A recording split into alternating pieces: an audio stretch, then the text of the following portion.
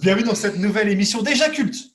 NBA, des balles, des baffes et des beaufs. Un plaisir de vous retrouver tous, mes chroniqueurs beaufs. On va passer rapido sur la présentation parce qu'on a un programme chargé. On a plein de trucs à dire au niveau basket. Je commence avec les plus anciens. Honneur aux anciens pour une fois, d'autant plus qu'il y a un certain effort qui est fait sur l'aspect vestimentaire et décoration. Jean-Thomas, tonton, comment ça va? Salut les gars, ça va très bien. L'aspect vestimentaire que vous pouvez voir, un petit rappel, Lille 2015. Ouais, on était là, on y était frérot. On y était. Petite signature, Tony Parker, Boris Dio. Ouais, alors ça m'impressionne pas. Moi aussi, j'imitais la signature de ma mère au collège. Ça m'impressionne pas. Voilà. Non, t'es jaloux parce que t'as pas voulu faire la queue avec nous devant l'hôtel. Est-ce que j'ai besoin de rappeler les choses qui nous différencient à jamais? Je vais devoir le faire.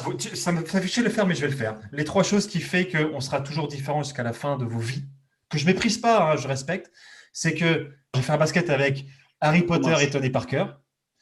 J'ai invité Michael Jordan et Tony Parker à ma boucle d'anniversaire et que j'organise des tournois de Twister avec Muggsy Bogues. Et ça, c'est quelque chose qui fait que ta petite signature que tu as imitée sur ton maillot, ça m'impressionne pas du tout. Ensuite, on a le roi des beaufs. Il mesure 1m40. Jean-Éric, comment ça va? Belle dégaine. Ça va. Belle dégaine. Ouais, t'as vu? On fait des efforts. Une petite casquette Tour de France. Le maillot de mon mec. Hop. Aussi, tu as fait une imitation de signature sur le maillot, j'imagine? Au dos, ouais, tranquille. Voilà, mais vu que tu connais pas la vraie, je vais pas te la montrer, ça te parlera pas. Ça marche. Et notre enfant à tous, Jean-Jonathan, comment ça va? Bah ça va et vous? Ça manque un petit peu de joie de vivre, la jeunesse. Moi, je suis resté dans le classique, hein, Team USA, LeBron James, voilà. Bon, c'est pas une dédicace, mais il me l'a donné directement après un match. Donc bon, voilà. T'es content? On n'est pas d'accord. T'es content? Oh bah, je suis content, hein. Ça veut pas dire que j'éjacule, mais c'est pas pareil, mais c'est presque, voilà. Bah, bien sûr. Ah ben voilà, c'est ça qu'il faut. Et moi-même, votre père spirituel, Billy Bob, avec le maillot d'un gars qui a fait un petit truc cette nuit. Bon, rien de ouf. On va peut-être éventuellement en parler. Allez, on décrypte le match Golden State-Boston. Enfin, le match. Je vais planter le décor, je vais donner le contexte. On va d'abord parler des perdants, puisque les Warriors ont perdu ce match sur le score de 119-114. C'était 2 équipes qui étaient chaudes comme la braise avant cette rencontre, puisque Golden State était sur 4 victoires de suite, 5 victoires en 6 matchs. Boston était sur 5 victoires de suite, 7 victoires en 8 matchs. Boston faisait son premier match après son road trip. Les Warriors, c'est l'équipe numéro 1 en termes de passes décisives. Voilà, 119-114. Steph Curry, 47 points, 7 rebonds, 3 passes. Tatum, 44 points, 10 rebonds, 3 passes. On commence par les Warriors. Honneur au vieux Jean-Thomas. Ça va être intéressant d'avoir ton point de vue parce que j'ai cru comprendre que tu n'étais pas le plus grand fan des Warriors et de Steph Curry. La question est simple. Les Warriors, selon toi, qu'est-ce que tu as aimé et qu'est-ce que tu as un petit peu moins bien aimé? Alors, ce que j'ai aimé, c'est un match serré tout du long, mis à part un début poussif des Celtics. On parle des Warriors. Ah ben, ça a commencé. Ok, d'accord. Bon. L'émission a commencé. Bah, on est à l'antenne depuis 5 minutes. Tu reviendras en arrière. Ne me remets pas du... je sais pas comment il s'appelle, moustache. Scatman. Ce que j'ai aimé des Warriors, le jeu collectif. En passe. Est-ce qu'il y a un verbe dans la phrase? Beaucoup plus de ceux de qui on ne doit pas parler. Bon, ok. Ça te fait chier, mais c'est une vérité. Ouais. Ce que j'ai aimé, une adresse tout du long, amenée par Steph Curry, qui il enchaîne. En ce moment, ça s'arrête plus. Et qu'est-ce que j'ai pas aimé? J'ai pas aimé Draymond Green. Pourquoi? Pourquoi? Parce qu'il est quelqu'un, il a pas fait grand chose. Oh. Non, on va peut-être en parler là. Ok, on te laisse parler, vas-y. Non, il n'a pas fait grand-chose. Il a fait 10 passes. Ok, c'est énorme 10 passes, mais ces 10 passes, il monte, il sort à 3 points et il relaye. Pour moi, il fait rien de plus. Ok, très bien. Pour moi, il fait rien de plus. Très bien. On va faire. Vas-y, continue, puis après on fera un tour de table. Vas-y. D'ailleurs, je ne sais pas comment ça peut être interprété. Il a moins 12, moins 13, je sais pas, de plus malus, qui est le moins plus 8. mauvais. Moins 8, pardon, excuse-moi. Non, qui est le plus mauvais, c'est Bazemore. Après, il y a qui? Il y a le beau-frère de Steph Curry et Bazemore, là, qui lui, là, j'espère que ce n'est pas son niveau habituel. Voilà. Sinon, dans l'ensemble, moi, j'ai pris plaisir à les voir jouer. Oh! Voilà. Non, je le dis. Ok, super. Merci. On va revenir sur toi. Alors, avant de rebondir sur ce qu'a dit Jean-Thomas, pour l'instant, Jean-Éric, ton point de vue à toi sur les Warriors, ce que tu as aimé, ce que tu n'as pas aimé. Je ne suis pas d'accord sur Draymond Green parce que je trouve qu'il est impactant à sa manière. Après, c'est vrai que les Warriors, c'est un jeu qui est sympa parce que ça bouge beaucoup. Il y a beaucoup de mouvements, il y a beaucoup d'écrans, beaucoup de coupes. Et je trouve ça pas mal. Et malgré le fait qu'en effet, ils aient un monstre à 3 points et qui malheureusement est un petit peu isolé sur le shoot extérieur, même s'il y en a quelques-uns qui en mettent à côté, c'est pas le même niveau. Il y a quand même une vraie volonté d'aller chercher. Ils ont commencé par uniquement du lay-up, quoi. Ils ont cherché le cercle en début de match. Voilà, donc match agréable de la part des Warriors. Ce que j'ai moins aimé, c'est qu'il n'y a pas de. Enfin, le jeu intérieur est décédé, mais alors pour les deux équipes, quoi. Il n'y a pas de jeu intérieur, ni chez les Celtics, ni chez les Warriors. Bémol. J'apporterai un petit bémol à ça, mais je comprends ce que tu veux dire. Ouais. Ouais, enfin, il n'y a pas de tonton, quoi. Après, c'est pas le même positionnement. On parlera des Celtics après, mais match, en effet, match plaisant, bon rythme, serré à la fin. On fera peut-être un peu plus dans le détail, mais il y a quand même l'arbitrage vidéo à 2 minutes de la fin qui joue un petit peu sur la faute à 3 points sur Steph, à se demander si ça aurait pu changer la donne. Je vous laisserai rebondir après. Jean-Jonathan, de ton côté, les Warriors, c'est ce que tu as aimé, qu'est-ce que tu as un peu moins bien aimé? Oui, après, moi, ça rejoint ce qui a déjà été dit précédemment. C'est que les Warriors, ça joue bien, ça bouge bien. Puis, on a quand même eu la chance de voir un numéro de soliste de Curry qui était absolument exceptionnel. Qu'on aime ou qu'on n'aime pas sa manière de jouer, ça reste satisfaisant à regarder quand ça se passe comme ça. Donc, ouais, ça va. Du coup, voilà, ça bouge bien. Il y a un beau collectif. Après, ce que j'ai un petit peu moins bien aimé, j'ai quand même eu un peu peur du blowout à la mi-temps. On en reparlera, mais il y a eu un petit écart quand même qui m'a fait peur, vu la chance qu'on a dans les matchs qu'on commande. Bon, voilà, au final, ça s'est réglé. Mais voilà, après, ce que j'ai moins aimé, leur gestion en fin de match, c'était pas terrible. Après, on y reviendra avec cette petite blessure de Curry qui arrivait à la fin et comment ça a été géré. Enfin, voilà. La gestion de la fin de match, en fait, la fin de match m'a dérangé. Plus que le reste. Moi, de mon côté, même si tout le monde s'en fout, je vais donner mon avis. Moi, les Warriors, c'est ce style de jeu que je kiffe dans la NBA. C'est du jeu collectif, c'est des écrans sans ballon.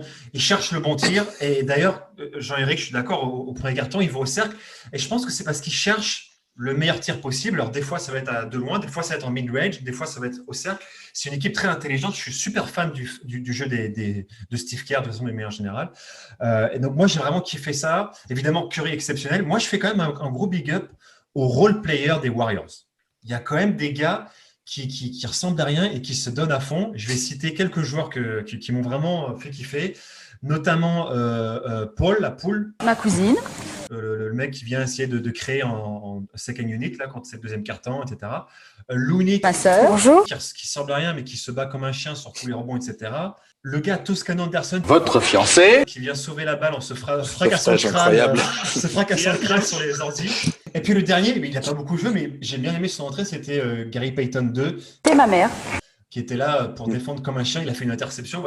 J'ai bien kiffé ça. Donc moi, vraiment, les Warriors, quand ça joue comme ça, c'est vraiment le basket que je kiffe en NBA.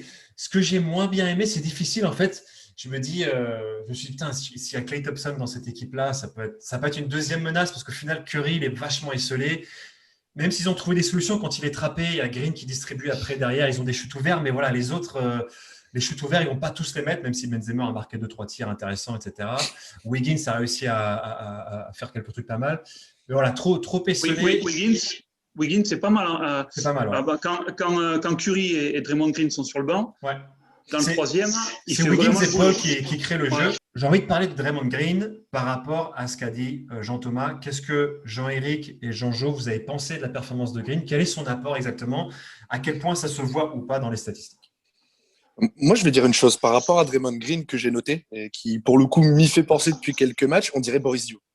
Moi, il me fait penser à Boris Dio dans son jeu, dans le sens où c'est frustrant parce qu'il n'attaque pas, il cherche l'extra passe à chaque fois, il cherche la bonne passe. Alors, en bon français, on adorait Boris Dio, certains adoraient son jeu, d'autres non. Au final, je le retrouve un peu dans le jeu de Draymond Green. Alors, c'est frustrant, la défense de Boston qui fait des prises à deux dessus, alors que ça sert à rien, on y reviendra.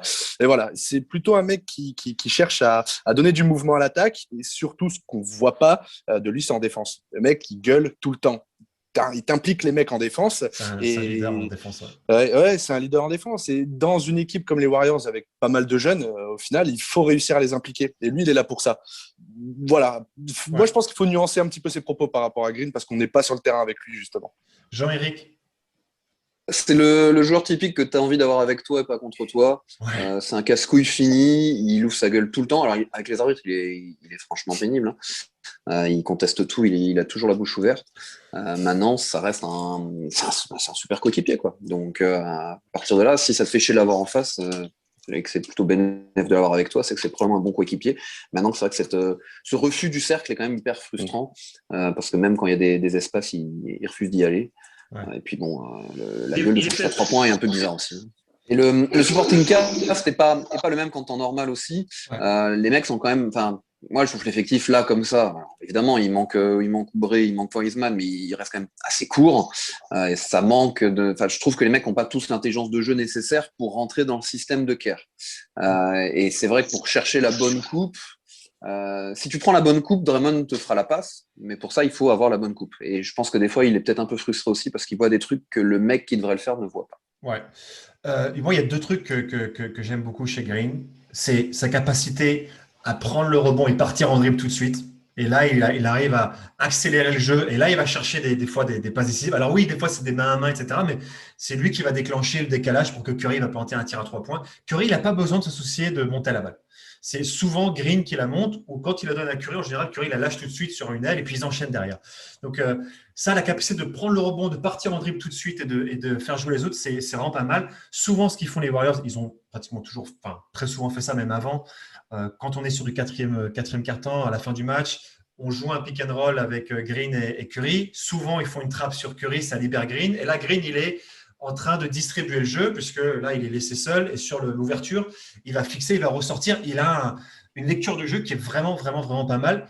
Ce qui manque, c'est qu'il soit fiable sur le tir à 3 points, notamment en tête de raquette, parce qu'il y en a plein qui refusent. En fait. Là, il en a pris 2, il a fait 1 sur 2. Il y en a plein qui refusent. S'il arrive à être plus adroit comme ça en tête de raquette, et concentré, parce que sur ce match-là, finalement, il n'a pas trop pété un câble sur l'arbitre. Il a gueulé 1 fois ou 2, mais il a réussi à rester quand même sous le contrôle. Quand il est comme ça, franchement, moi, je l'ai trouvé vraiment, vraiment, vraiment, vraiment fort. Et comme tu le disais, Jean-Jonathan, en défense, voilà, il y a une action où il fait des switches 2 fois avant que l'action se passe parce qu'il sait ce que les Celtics vont faire. Il dirige la défense. C'est franchement un super joueur. Le truc agaçant, et là, je rejoins Jean-Thomas, c'est qu'il parle trop, notamment en dehors des matchs. Le mec, il croit que c'est le meilleur défenseur de l'histoire, il faut arrêter. Donc ça, c'est vrai que ça gâche un peu l'image de Green, mais sur le terrain, franchement, gros joueur qui apporte énormément. Après, je suis tout à fait d'accord avec vous sur le fait qu'avoir ce mec dans l'équipe pour parler en tant que leader, ça manque à beaucoup d'équipes. Ouais. Après, voilà, bon, j'aime pas le gars, mais je lui reconnais quand même certaines choses. Voilà. Après, quand même, dernier point quand même par rapport à ça, sur Green, c'est un mec qui va attirer l'attention des médias sur lui. C'est-à-dire que des réseaux sociaux, les médias, dès qu'il fait une connerie, dès qu'il est ailleurs, dès qu'il gueule, on va attirer l'attention sur lui. Ce qui libère quand même une charge mentale assez importante sur les leaders, comme Curry, Thompson. S'ils peuvent passer à travers de leur match, si Green fait une déclat derrière qui fait polémique, on va parler que de lui. Et pareil sur les jeunes. Du coup, c'est quand même... En termes de charge mentale, il dégage quand même pas mal ses leaders et ses coéquipiers. On sort un peu du cadre du match maintenant. Les Warriors, donc je fais un petit point sur le classement. Ils sont actuellement, je crois qu'ils sont 9e de la conférence. 9e de la conférence Ouest. Ils sont encore dans le fameux play-in. C'est l'occasion d'en parler. Qu'est-ce que vous pensez? Que peuvent faire les Warriors? Est-ce qu'ils peuvent se qualifier? Et puis en même temps, dites-moi un petit peu ce que vous pensez de ce système de play-in, s'il vous plaît. On commence avec Jean-Éric. Alors, la grosse interrogation, ça va être l'état de la cheville de Curry. Le réservoir est dans l'abdomen, 2 ballonnets dans le pénis et la petite pompe entre les 2 testicules. Oui, parce qu'ils sont hyper dépendants de lui. Il fait une semaine de malade. Et c'est son point malade mental. Il était à 29 en 3 matchs, donc il doit être à 40 shoots à 3 points en 4 matchs là. C'est juste un truc de fou. Il est brûlant et la cheville, elle était encore chaude, donc il a continué à jouer. Il a il a encore continué à danser, c'était assez impressionnant. Après, tu vois les images au ralenti, elle a vachement twisté. Il y a moyen qu'il le paye après. Le play-in, ça avait un sens l'année dernière sur une saison tronquée, raccourcie. Et accessoirement, parce que la NBA voulait tenter le coup de Zion Williamson en playoff, faut être lucide à un moment donné. Commence pas à parler, à dire des choses que tu pourras pas assumer. On va te plier en deux, on va te faire manger tes lunettes, je vais t'arracher tes couilles, je vais te bouffer le cul, je vais te lécher la chatte. Fais attention. Là, sur une saison de 72 matchs, 72 cette année ils font, je crois.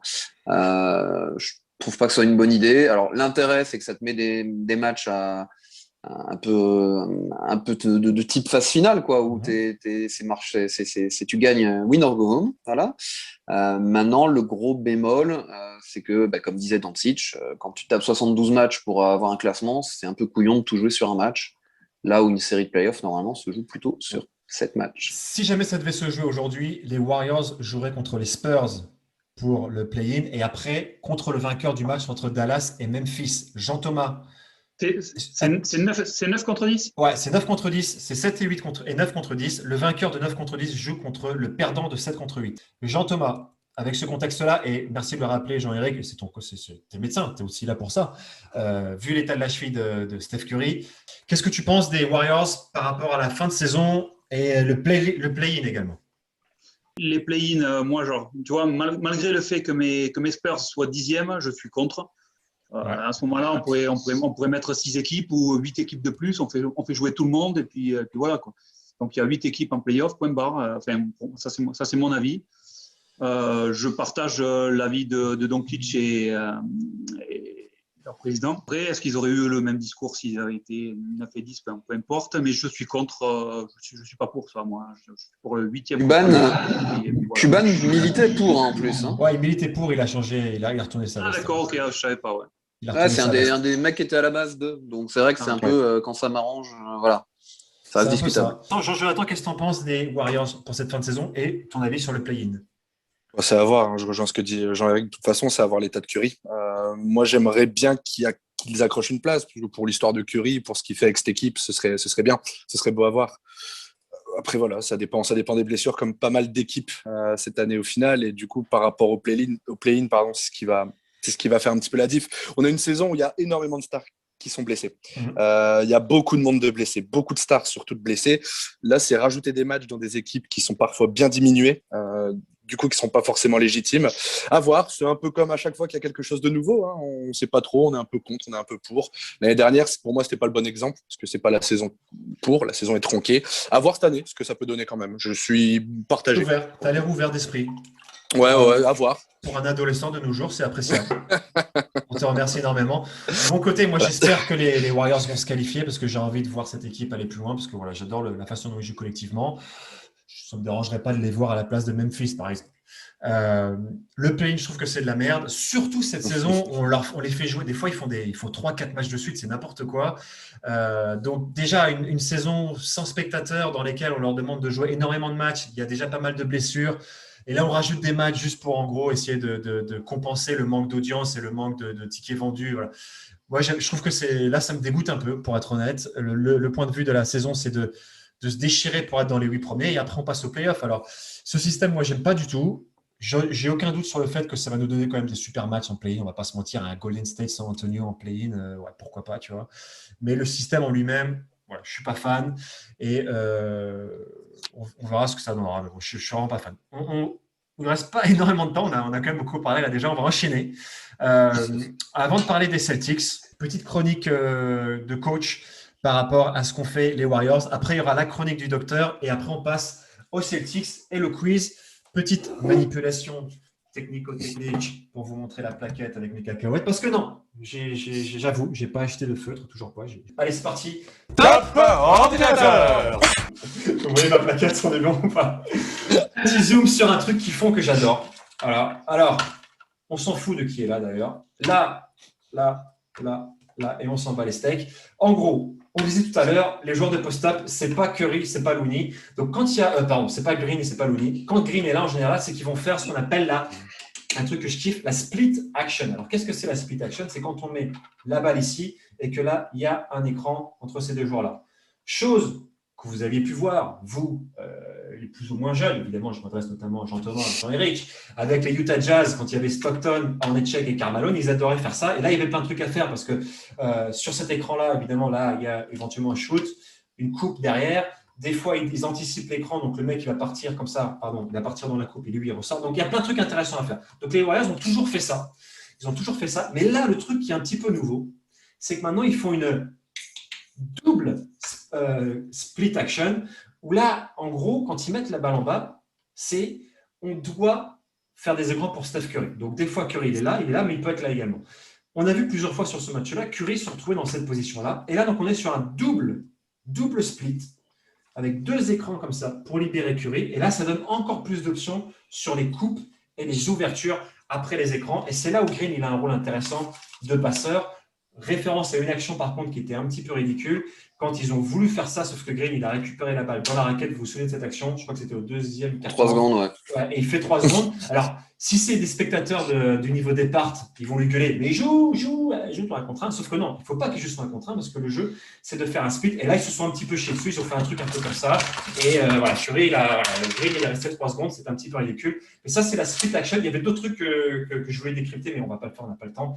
Mais ça, c'est un truc qui a été emprunté par Steve Kerr de Jerry Sloan, mais également les Bulls de Phil Jackson, ils faisaient ça avec l'attaque en triangle. C'est du très beau jeu collectif avec du jeu sans ballon et des écrans non porteurs. J'adore.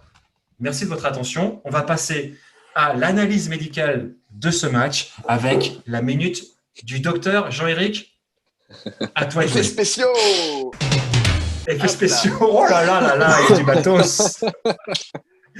Ah ouais, du matos. Bon, alors, brique du docteur, je vais quand même faire ce que j'ai pris initialement, même si Jean-Thomas m'a un peu niqué le truc. Oui, merci, mon grand. Voilà, ça va très bien avec. Donc, je vais vous parler d'un syndrome qui me fait penser à Jean-Thomas, qui est en rapport avec des problèmes d'acidité gastrique, qui s'appelle le syndrome de l'estomac ulcéro-mesquin. 9 lettres, avec enculage au pluriel. Ou SOM. C'est le SOM. Les symptômes, c'est essentiellement des aigreurs d'estomac, un petit goût acide dans la bouche, l'incapacité à reconnaître quand quelqu'un est formidable alors qu'il le voit, ce qui est un peu comme cette rubrique toute pétée. Le mécanisme derrière, c'est un excès d'acidité de l'estomac, c'est important. Il y a un dysfonctionnement de la pompe à protons au niveau de la muqueuse gastrique. C'est compliqué ce que je dis? Pas du tout. Et derrière, ça se traduit par un refus d'évoluer et d'accepter que le monde change. Le test diagnostique pour avoir une certitude, c'est faire répéter au patient plusieurs fois que LeBron est le GOAT. On pourrait le tenter. Non, on ne peut pas le tenter maintenant. Ça va très mal se passer. Le traitement de l'acidité gastrique, c'est des petites règles hygiéno-diététiques. On limite le tabac, les graisses, le café. On ne se couche pas tout de suite après avoir mangé. Si ça ne suffit pas, on passe à des médicaments anti-acides. Et si ça persiste, c'est éviction de tous les réseaux sociaux pour pouvoir passer un seul commentaire sur LeBron ou sur Draymond. Et bien évidemment, The Last Dance en boucle. Excellent. Ce sera ma prescription pour Jean-Thomas. Excellente prescription, super analyse. Un commentaire, Jean-Thomas, apparemment. The Last Dance, je l'ai vu qu'une fois, j'ai un peu honte. Arrête de dire des conneries. Tu devrais avoir honte. Je devrais te virer immédiatement de cette émission. Toi, tu commences à me les gonfler avec tes pieds qui puent, d'accord? Alors, ce qui explique, tu prends pas ton médicament, donc ça peut pas s'améliorer ton problème. Non. Tu vas jamais réussir à guérir si jamais tu fais pas ce qu'il faut faire. Alors, tu vas remettre tes pompes maintenant et tu vas arrêter. Cette chronique, tu vas la mettre en entier ou tu vas faire Franchement, j'ai bien aimé. On passe très rapidement aux Celtics avant de faire le petit quiz quand même. Celtics, qu'est-ce que vous avez aimé? Qu'est-ce que vous avez un peu moins aimé? On commence cette fois avec Jean-Jonathan. Alors, prends tes notes, regarde tes notes. Je suis fier de toi, tu as fait la note pour une fois. Ça fait plaisir. Vous avez appris tout seul. Tout seul? Ah, avec l'expérience. Non, mais ça valait le coup. Bon, Je me suis appris sur le tas. le jeu des Celtics, j'ai bien aimé Tatum. Il a marché sur l'eau. C'était vraiment exceptionnel de le voir jouer comme ça. Pritchard aussi, qui a fait quelques petites faits. Le mec, il tire du milieu de terrain, il n'a pas peur. Mais oui, il s'en bat les couilles. C'est un rookie, il s'en branle. J'adore. J'ai kiffé. Mais pour moi, les Celtics doivent jamais gagner. Ils doivent jamais gagner. Pourquoi? Parce que dès le début du match, on a un Curry qui a 2 fautes à 6 minutes de la fin du premier quart-temps. Les mecs le laissent jouer, ils l'agressent pas, ils s'en tapent. Fin du match, pareil, quand il est sur une cheville. Je leur demande pas de le tacler, mais tout au moins être agressif dessus. Là, ils le laissent shooter tranquillement. Rapidos, ils ont tenté quand même 2-3 fois de poster Smart sur Curry. Ils l'ont pas assez fait. Même en vrai, ils avaient l'avantage. Ils l'ont pas fait. Ils ont pas trop abusé de ça. Ils auraient peut-être dû effectivement le faire plus souvent. Pardon. Ouais. Non, mais oui, clairement, ils auraient dû le faire plus souvent. Après, j'ai eu peur, comme j'ai dit tout à l'heure, du blowout à la mi-temps de Kemba Walker qui m'a fait flipper quand même. Mais après 2-3 passages en force, un troisième carton de folie, ils étaient de retour. Voilà. Pour moi, Boston ne doit pas gagner. Après, Tatum qui marche sur l'eau, franchement, c'est un régal à regarder. Petit rappel pour toute la population mondiale qui nous regarde. Tatum a 23 ans. Je sais pas ce que c'est sa courbe de progression, mais c'est du délire. À 23 ans, c'est ça. Il est vraiment facile. Pour lui, le basket, c'est facile. Il est vraiment trop fort. Incroyable. Jean-Éric, Celtics, pour toi. Et Jean-Jonathan a 13 ans, faut pas oublier de le dire non plus. Ouais, alors, marge de progression de ouf. Les Celtics, je trouve qu'ils sont un match. En fait, c'est assez bizarre parce que finalement, c'est le rythme des Celtics qui a guidé le rythme du match.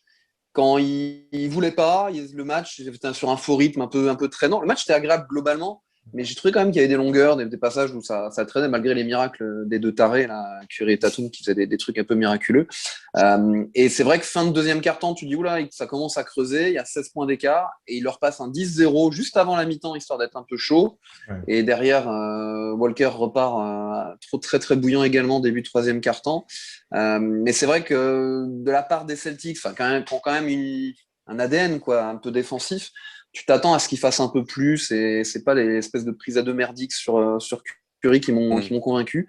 Et puis le jeu en attaque, par contre, je trouve ça plutôt, c'est pas très intéressant quoi. C'est une attaque en fer à cheval. Alors oui, c'est l'idée aujourd'hui, mais c'est énormément d'isolation et c'est quasiment que de l'isolation, alors que justement ça tranche avec le jeu de passe de l'équipe en face. Jean-Thomas, très rapidement, il nous reste 5 minutes. Très rapidement les Celtics pour toi. Rapidement, bon, mais de toute façon tout a été à peu près dit. J'ai bien aimé Smart.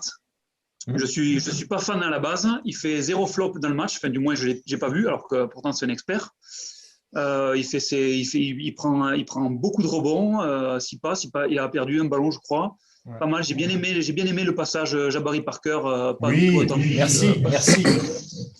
Une bonne pioche. À voir si ça se concrétise ou pas. Et puis voilà. Bon. Pas d'avis sur la fin de match, c'est le basket.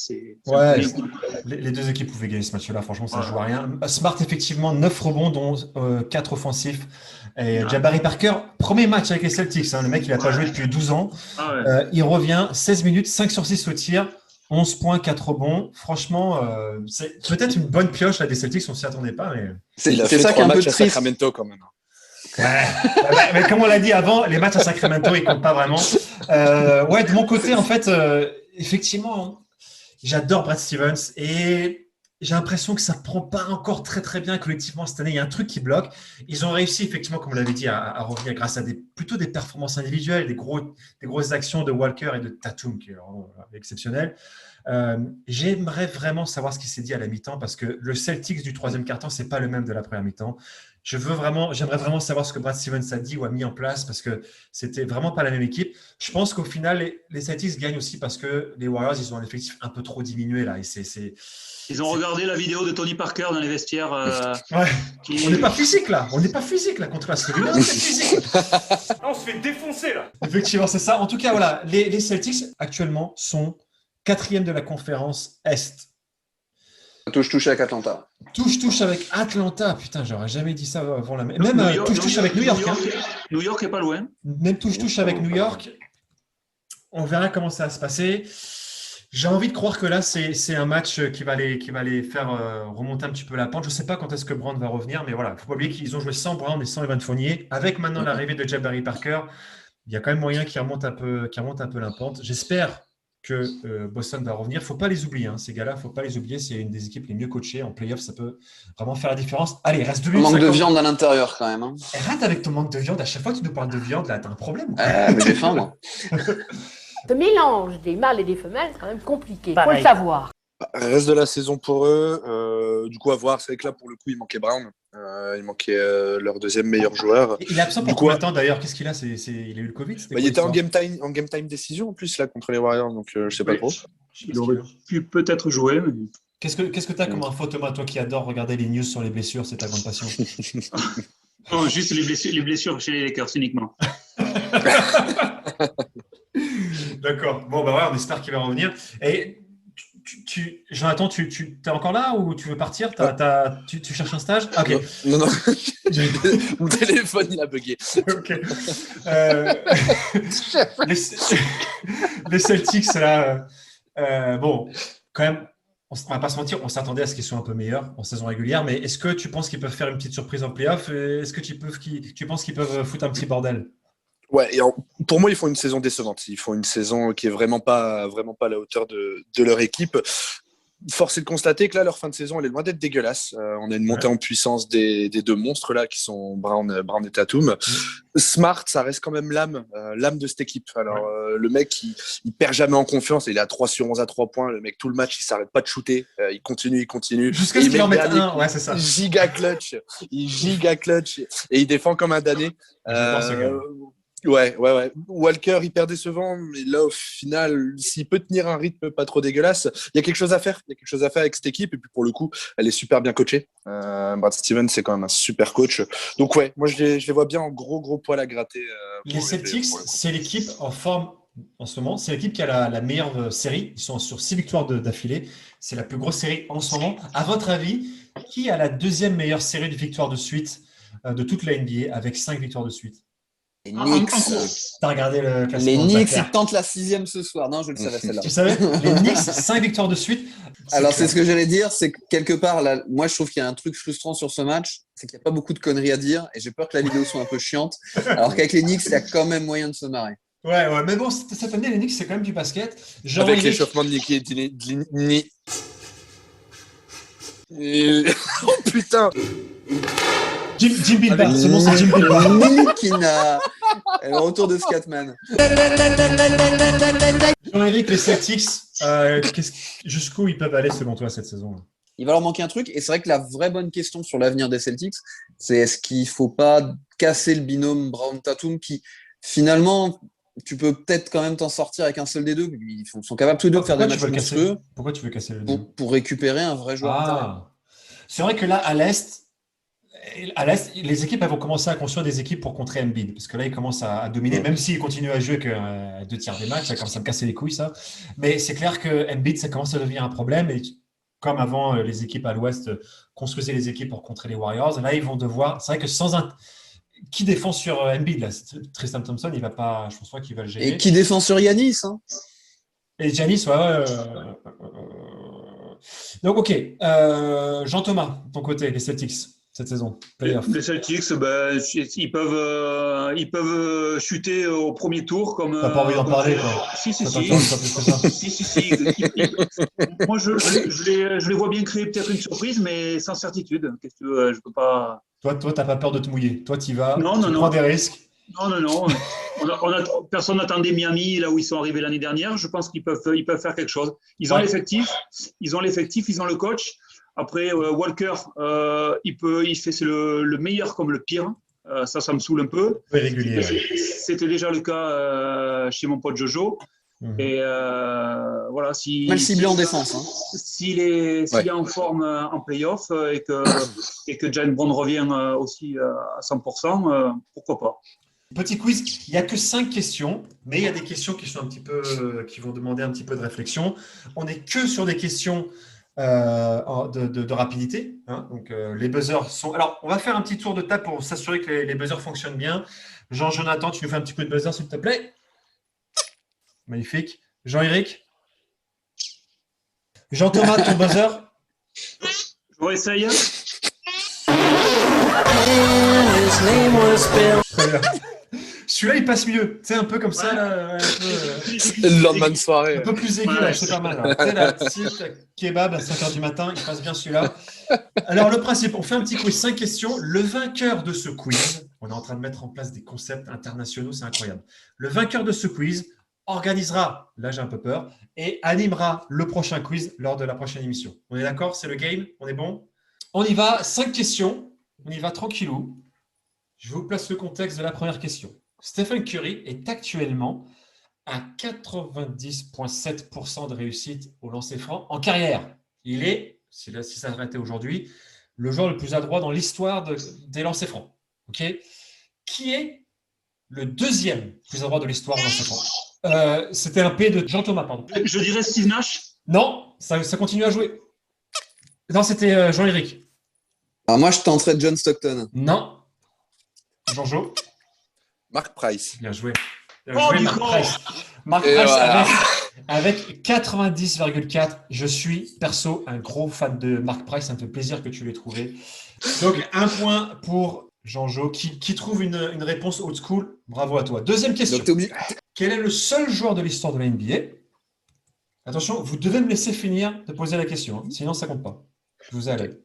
Je vous fais comme ça veut dire on y va. Le seul joueur de l'histoire de la NBA à avoir fait un triple-double sans rater de tir de champ ni perdre de ballon, à vous. Jean-Jo.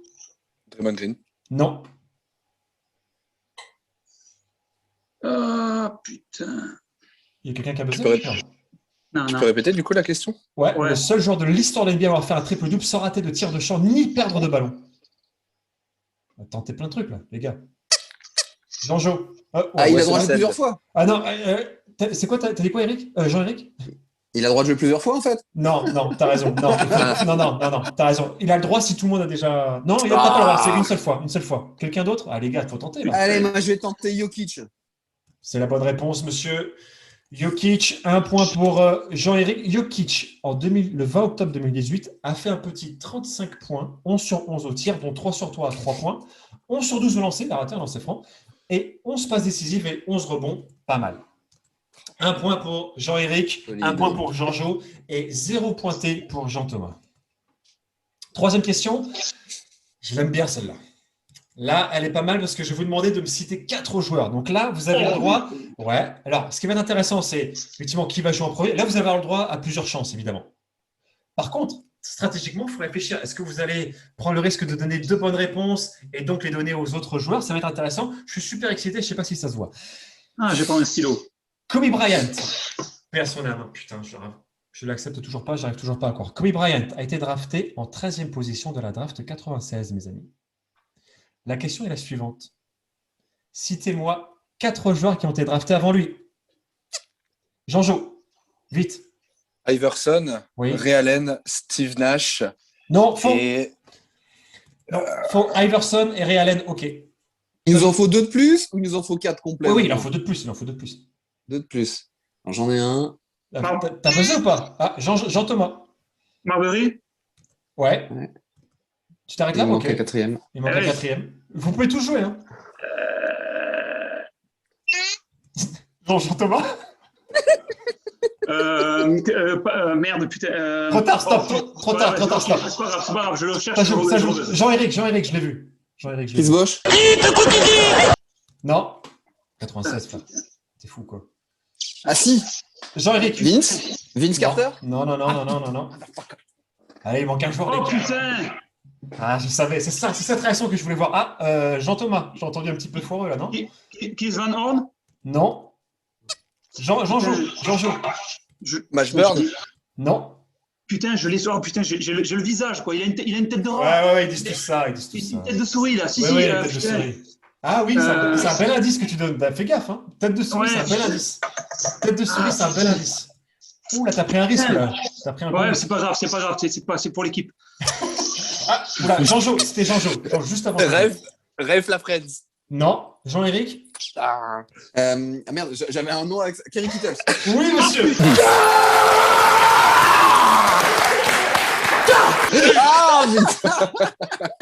L'indice de Thomas, c'était ça. De Jean-Thomas, c'était ça. Alors, comment je fais pour compter les points, là?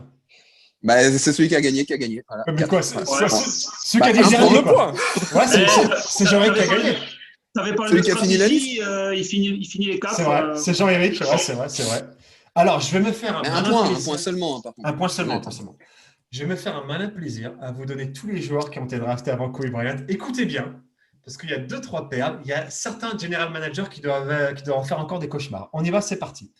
Allen Iverson, je fais dans l'ordre. Marcus Camby, Sharif Abdul-Rahim, le joueur qui a perdu le plus de matchs dans l'histoire de la NBA. Bon, il y a deux équipes de merde, mais quand même. Stephen Marbury, Ray Allen. Ensuite, le joueur préféré de Jean-Éric, Antoine Walker. Oh oui. T'as encore sorti ça, connard. Ensuite, on a Lorenzen Wright, Kerry Kittles, tête de souris, Samaki Walker. Oh putain. Éric Dampierre. Et là, les deux derniers, écoutez bien. Avant Kobe Bryant. Todd Fuller. Et mon gars sûr, Vitali Potapenko. Drafté avant Kobe Bryant. Et il y en a qui ont du flair. Il y en a qui sont là. Ils savent quand même dégoter les petites perles. Un petit point sur les scores. Il y en a qui l'ont échangé contre Vlade Divac. Hein.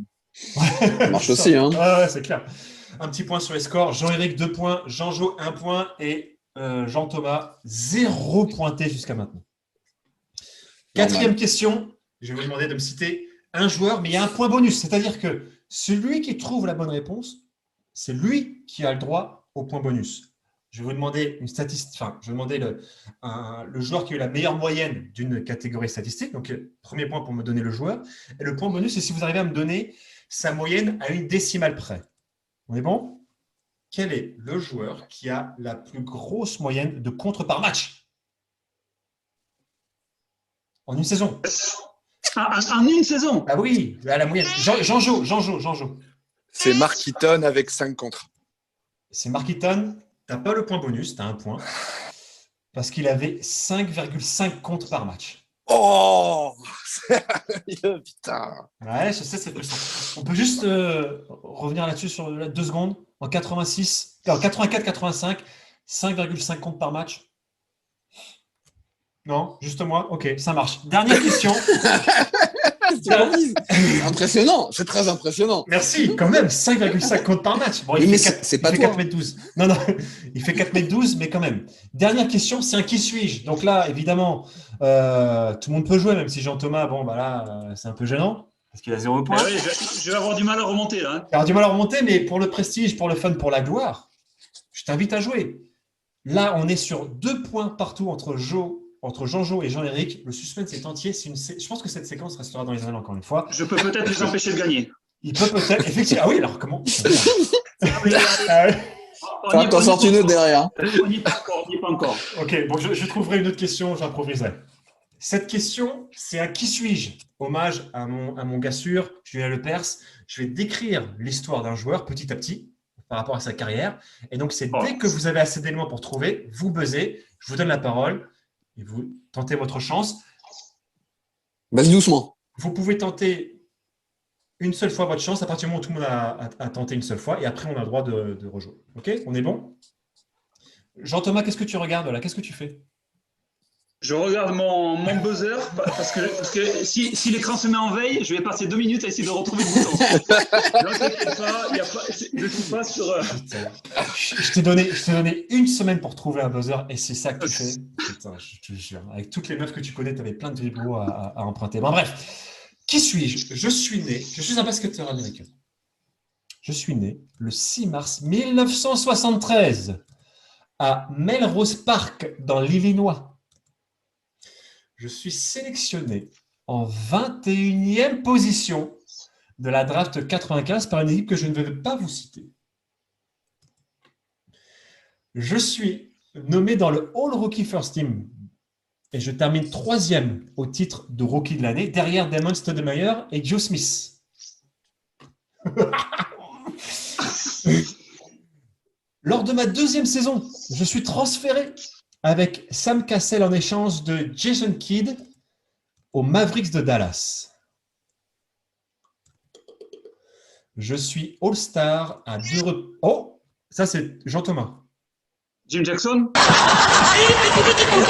Non, c'est pas. Donc tu peux plus jouer avant que les autres répondent. Je suis All-Star à 2 reprises en 2000 et 2001. Ah, Jean-Jo. Wally Zerbiak.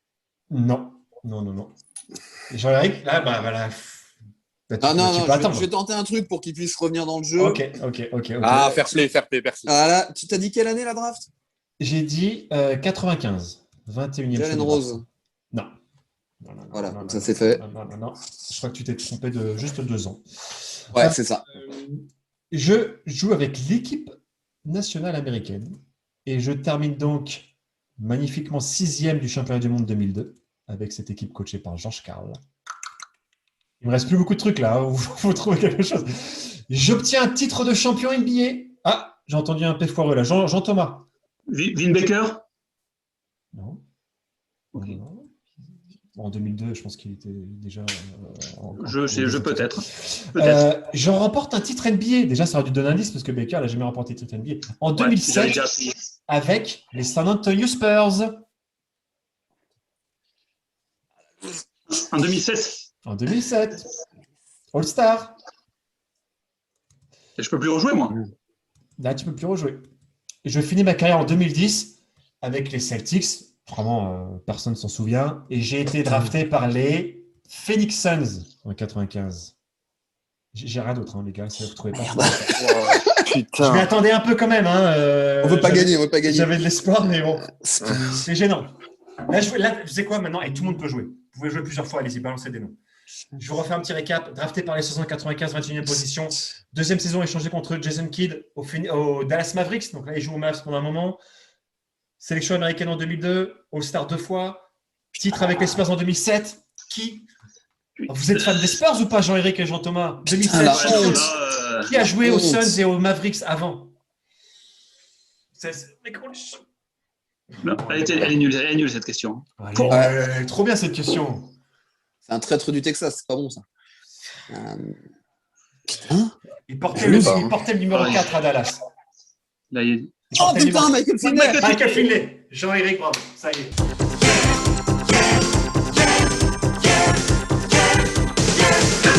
Oh, donc ça buzz plus, ça buzz plus. Ah si, On joue sans buzzer. Non, on joue sans buzzer. C'est n'importe quoi. Non. On joue sans buzzer. Non. Il a fait un appel de phare. Non. Tu regarderas le ralenti.